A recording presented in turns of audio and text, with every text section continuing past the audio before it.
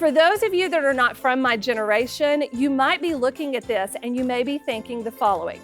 They were clearly very wealthy. Right? We had a library of leather-bound books. Only rich people have that. And then the second thing that you're thinking, if you're younger than me, is why did they not tell her dad to take off his sunglasses? Right? Here's the thing, those glasses looked that way 24 hours a day until 1997, when we did a family intervention and we told Don he could not wear those glasses anymore. So this is actually the annual family picture. How many of you did your mom spit, shine you, clean you up, throw you in the car once a year to go to Olin Mills and get your picture made? Okay, good. So all of you have this picture in your album at home.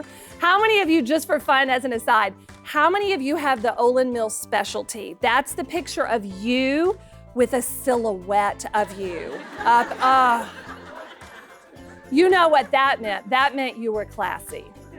That is the classiest thing ever.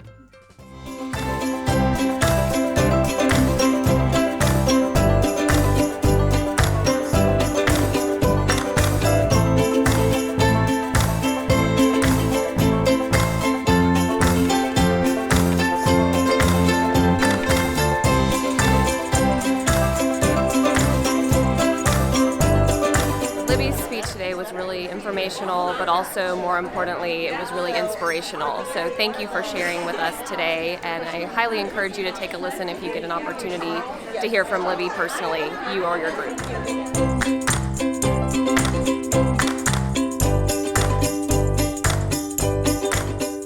You need to get good at saying no. And if you can't say no, here, you ready? Learn to say this. No, thank you. Let's practice, all right? Turn to the person next to you and say, no, thank you.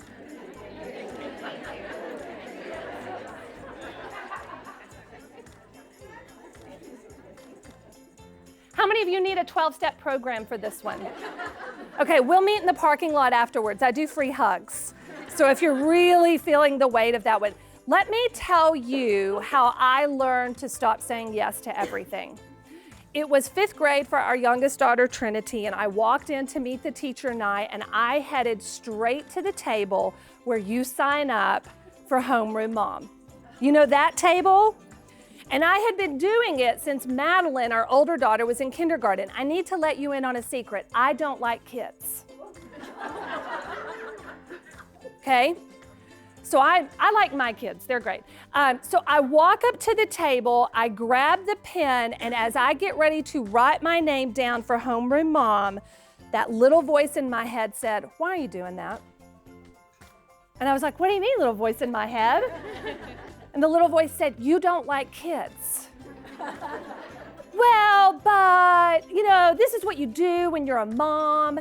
And my mom was a banker, and she, in her generation, you don't ask off to go to your kids' party. So my mom was never there. So I did years of therapy for it.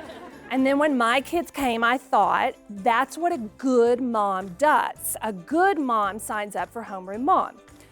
So I'm getting ready to write my name down again. And that little voice, man, if you listen to it, it's amazing what it can do for you.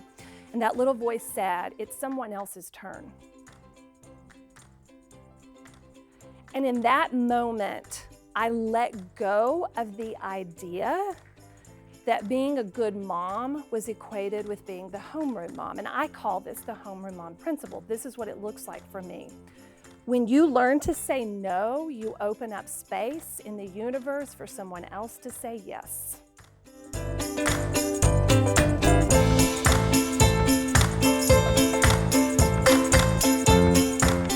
I would be willing to bet that you have experiences and stories and people in your life who along the way have helped you to cultivate the way that you see the world. And I give him a lot of credit, along with so many other instrumental people who have crossed my path and who have let me be here today because they believed there was something in me that a lot of other people did not see, because I was the kid that you could have easily said, that's a bad kid.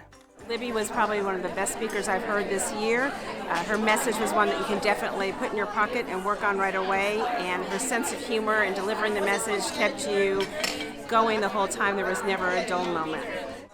Hi, my name is Monica Skinner, and I'm with Family Health and Wellness of Plano, and I want to tell you guys that Libby was amazing today. She gave a great speech, learned lots of tips, and I highly recommend her.